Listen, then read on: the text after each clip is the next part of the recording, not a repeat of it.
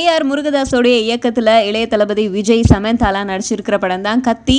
கத்தி படத்துக்கு நிறைய எதிர்ப்புகள், சர்ச்சைகள் எல்லாம் இருக்குது. அது ஒரு பக்கம் இருக்கட்டும். இந்த படத்தோடைய பாடல் வெளியீட்டு விழா எப்போ அப்படிங்கிற இன்ஃபர்மேஷன் நமக்கு இப்போ கிடச்சிருக்கு.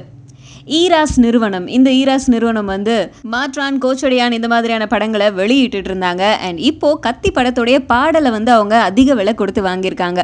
கத்தி படத்துடைய பாடலுக்கு கடுமையான போட்டி வந்து மார்க்கெட்டில் இருந்துச்சு. அண்ட் முன்னணி நிறுவனமான ஈராஸ் தான் அந்த படத்துடைய பாடல்களை வாங்கியிருக்கு. ஸோ பாடல்கள் மட்டும் இல்லாமல் படத்தையும் வந்து ஈராஸ் நிறுவனம் மூலமாகவே வெளியிடலாம் அப்படிங்கிற ஒரு பேச்சுவார்த்தையும் நடந்துட்டு இருக்கு.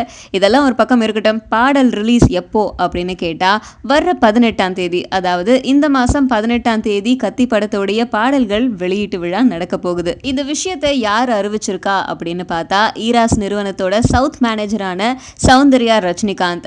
கோச்சடையான் படம் மூலமா இவங்களுக்கும் அவங்களுக்கும் ஏற்பட்ட நட்பு காரணமா சௌந்தர்யா ரஜினிகாந்த் வந்து சவுத் இந்தியா மேனேஜரா வந்து ஈராஸ் நிறுவனம் நியமிச்சிருக்காங்க. ஸோ அவங்க மூலமா தான் கத்தி திரைப்படத்துடைய பாடல் வெளியீட்டு விழா 18ஆம் தேதி நடக்க போகுது அப்படின்றது சௌந்தர்யா ரஜினிகாந்தோடைய வலைத்தளம் மூலமா நமக்கு தெரிய வந்திருக்கு.